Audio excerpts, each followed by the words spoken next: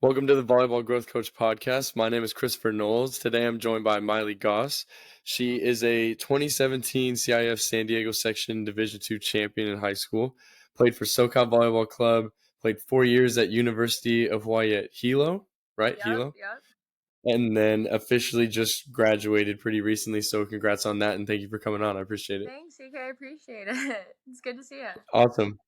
Good to see you as well. Well, these are pretty basic questions that mostly aim towards volleyball, but I think with you, I kind of wanted to add a little bit more of like the after volleyball side of like the life outside of the sport. So, kind of talk a little bit about like scientific diver, right? That's like is that the actual title for it? Yeah, that's what I'm working towards right now. Gotcha. So I'm just gonna go work at a dive shop right now, and I'm gonna be a rescue diver for them for a little while, and they're gonna finish some of my certifications that I need to go be a scientific diver.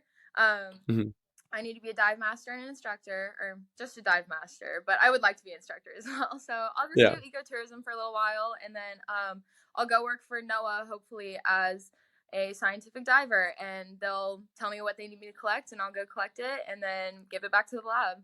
And that's kind of There you go. That's kind of what I want to go do. Yeah. Very cool. Well, so what kind of inspired you to like take that route? And was that the plan before going to Hawaii, or is it like going to Hawaii and then found out this was a thing? And like, how did volleyball kind of get you to that point?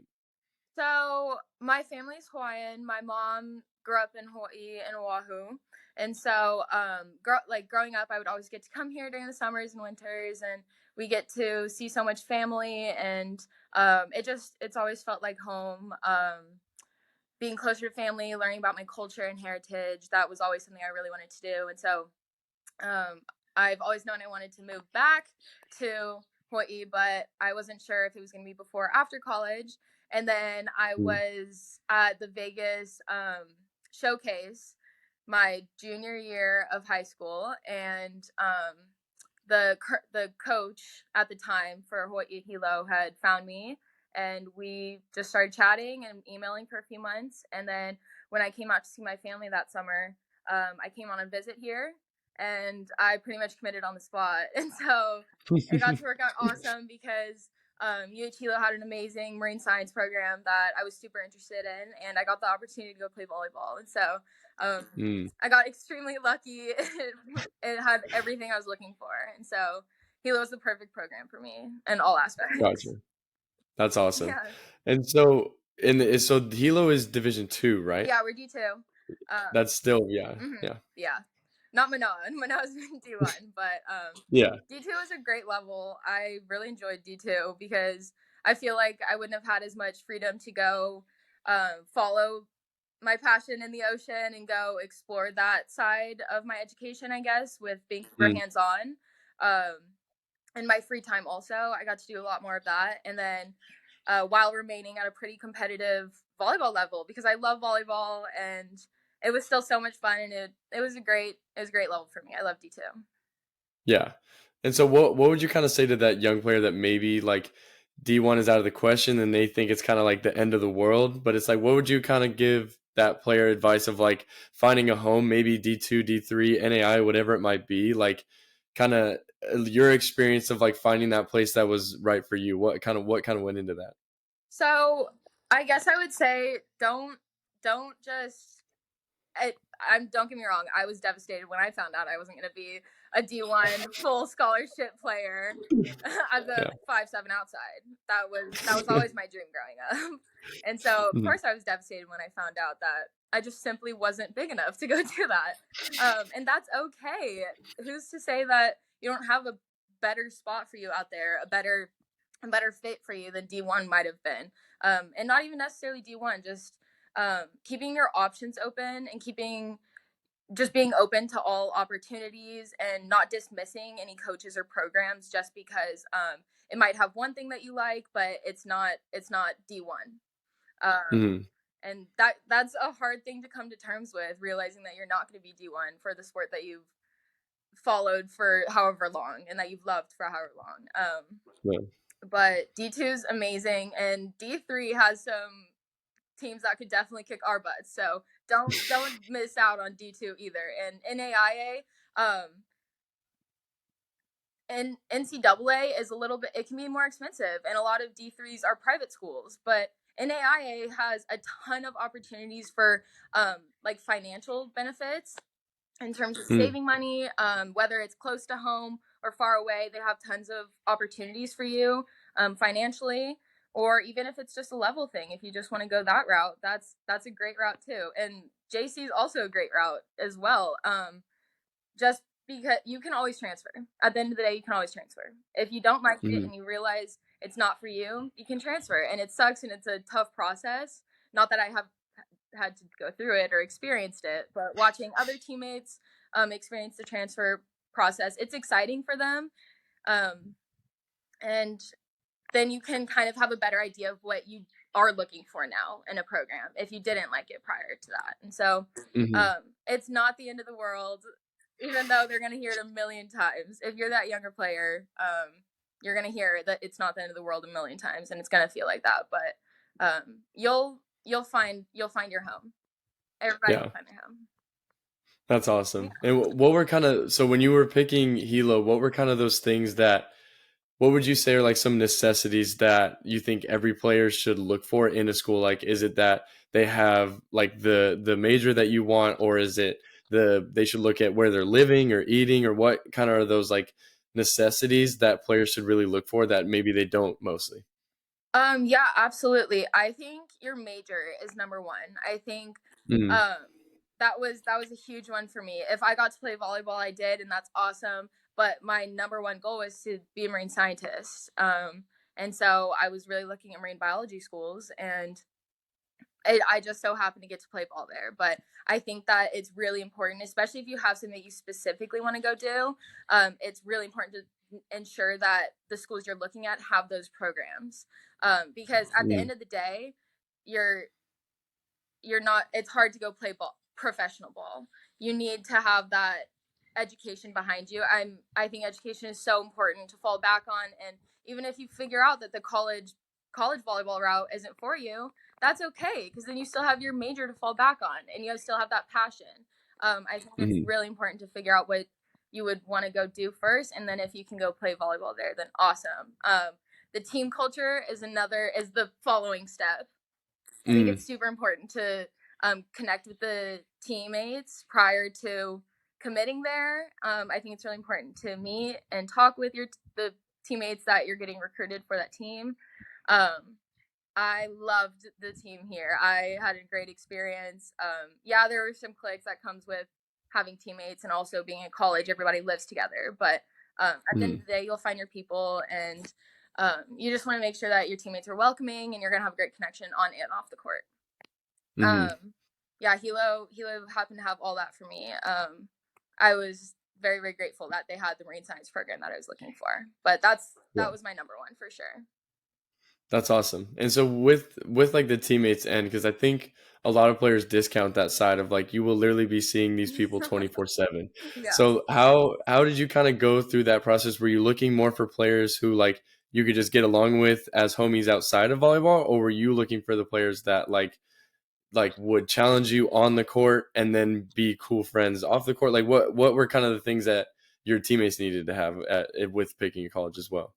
I think team culture off the court should come first, because then on Mm, the court will follow. If you're not going to go play at a school that the other girls don't have a similar level as you, you will all be at the same level. Coach isn't going to recruit um, somebody that is necessarily too low or is going to push the team too far. Not necessarily. mm.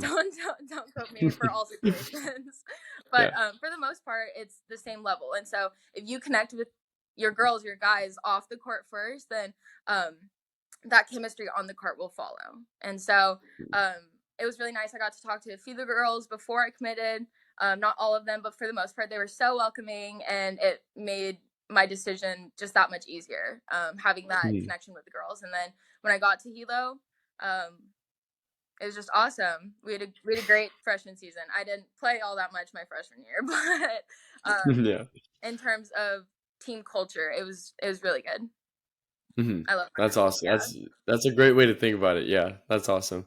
And so, because your sophomore year was COVID year or was freshman year? No, so freshman year was when COVID hit, and so we had already Freshman. Yep. played that fall of Mhm. 2019, and we had a pretty good season. And then sophomore year was when we had the funky overlap extra fifth year editions and Mm, all that, and so we didn't have season in the fall, and we had kind of a weird season in the spring where we only played teams from Hawaii. So we got to play Chaminade and HPU for 16 mm. games. That was it. Yeah. And so then come junior year, I blew my hip out and I had hip surgery, so I actually redshirted my junior year. Mm, And then senior year, it was tough, but I was grateful. I got a lot of playing time. I had a great senior season. It was really fun. I had a great senior year. I can't explain it more than that. yeah. That's awesome. And well, so with the hip and with like COVID, what's kind of like the mindset that you needed to have to overcome those challenges, right? Because it's like this is the best school for you, and then it gets shut down basically, and then okay, we're back in it, and then it's an injury, right? So like, what's kind of the mental side of like getting through all of that and still like enjoying the process? It was brutal. I'm not gonna lie. I did enjoy all of it. A lot of it did suck. Surgery really, Yeah. really sucked. Just to be blunt about it, it was really tough to stay in it. But I love volleyball. I love volleyball so much, and it felt worth it to me. Um, to see it through. Hmm. I was very driven to get back on the court. And so when COVID hit, it was like, whatever, we still get to practice. I still get to play. Bummer, we don't get to play other teams, but that was a time where I got to really hone in on my skills. And I think Mm, I made a lot of improvement during that time. And so I think I utilized it really well. And then the injury hit, and that was really brutal mentally and physically, of course. But more than mm, anything, it was really hard to watch my girls be out there without me. But they had a great season that year too, and so um, it was fun. It was fun. I lost my voice every game still in my little wheelchair on the side of the court. It was great. My girls would wheel me around, but uh, and my teammates and my coaches were so supportive. mm, They were a huge part of my drive to get back on the court. I wanted to do it for them also, not just me. And so, yeah, I just wanted to see it through, and I'm so grateful I did because uh, senior year is awesome. Yeah, yeah. Okay, that's perfect. I like that because kind of the messaging is like seeing as an opportunity, right? Like you're talking about, oh, it's an opportunity to work on my yeah, skills now and like dial it back, hmm and this opportunity to like see it through, like you said, and like finish this thing out. That's exactly. awesome. Yeah, Yeah. And so a little bit more on like kind of the education side, but a little bit still with the recruiting process. Like, what would you say to those like players like of like, oh, when they want to pick something after volleyball, right? Like for you it's scientific diver and it's like super cool job, right? Get to do all this amazing stuff. But how would like a young kid who doesn't really have much figured out pick something that they know they're going to love, you know, in 4 years? Because like freshman year, like, oh, I'm going to do this thing, and then that's the whole stat is like 80% of people change their major. yeah, So for you who's like committed to it all the way through, what kind of components went into it? Is it like how much you're going to enjoy it, or what is it? yeah. So it again, I feel so grateful for knowing what I wanted to do with my life, I guess. I've known I wanted to study the ocean since I was probably 14 years old. And so my mom had a huge part in that. She immersed me in the ocean from birth. I could swim before I could walk. Um, yeah, she did a really awesome job at tying in our culture with the ocean. And so um, the ocean was always a way that I was able to feel connected to my culture in California. Growing up on the mainland and being Hawaiian, it's hard uh, Hmm. to learn and understand that connection and feel the Aina, the land, mana from the Aina. And so I always knew that I wanted to come back home. I know my mom wanted to come back home, and so I just want to stay near my mom, and so that was always a huge part of it. And then other people, I know so many people that, like you said, changed their major countless times throughout college. Mhm. You don't have to know what you want to do with your life to major in something. You don't have to major in something and decide you're going to do that for the rest of your life. You can major in something, decide you hate it, and then go back and major in something different. Or you could, Mhm. there's so many possibilities in this world. I promise everybody that it's gonna be okay. And that's my best advice. That everything is gonna be okay and everything works out. And stuff Mhm. sucks sometimes. Blunt again, sorry, but it'll all work out and you'll find stuff. You'll find what you want to do. Just try stuff. Just go out and try new stuff. Whether Mhm. it's food, whether it's activities. That's the only way you're gonna figure out what you really like to do. And so Mhm. if it happens to be what you majored in or what you got a degree in, awesome. Stick with it. Make a living that way. If it's not, then go figure something else out. I didn't always know I wanted to be a scientific diver. I didn't always know that I wanted to dive. That was never really my route. I thought I wanted to do research going into college. I got to college and I hated research. I had fun doing the sample collection, but I hated doing the analysis. Mhm. And so though I stayed in the same field, I'm not in the exact career that I had planned on going into college. And Mhm. so my best advice is to just try new stuff, try it out, just see what you Yeah. like, you know? Mhm. I think it's especially hard today too, because it's like I feel like especially with the younger generations, like it's there's so much pressure to like have everything figured out Yeah, already at like such a young age, and it's like it's reassuring and it's nice to hear be like it's okay to like try literally everything and do yeah. whatever you want, right? And not be like it might not be like socially acceptable to just be like, oh, you're changing so much, but it's like that's what it takes to like truly figure it out. Exactly. You just have to go try stuff. Try something new. I try to do something new every day, whether it's like gardening or walking a different route, walking my dog on a different route than we did the other day, or Hmm. just going to a different beach than we did last week. It's just trying new stuff. It's the only way you're going to figure out what you really like and what you don't like, you know? That's awesome. And then a little bit more on like the college side. So you briefly touched on it, how everyone like not everyone, but like a lot of people like transfer between schools after like their first or second year. Mhm. So what do you kind of think was that like that special sauce that made you like commit for 4 years or like found that place that was your place for 4 years and you didn't have to jump from school to school? So Hilo is an acquired taste. It's a very small town. It's not a college part. It's not the typical like college party scene that you Hmm. typically think of when you think of college. We it's a very small school. There's like 3,000 of us, give or take. Hmm. Everybody knows everybody. The whole entire community is family, and so I fell in love with the community. I fell in love with the people there. I fell in love with the Hilo rain. So Hilo is the rainiest city in the entire country, and Oh so wow. not the rainiest place, the rainiest city. That does rain further in Kauai. Just a little fun fact. But not everybody likes the rain. It can cause some seasonal depression stuff, and so I just happened to fall in love with the rain. I love Hilo so much, but it's definitely not for everybody, and that's okay. People left and went and found their place, and there's nothing wrong with that. They came, they figured out they didn't like it, and they left, and that's all right. Yeah. That's awesome. And I think it's kind of what I took away from that is just like figuring out what you want. Like if Yeah, you really want the big party scene, it's like go to a place that will definitely have yeah, that, but it's like exactly.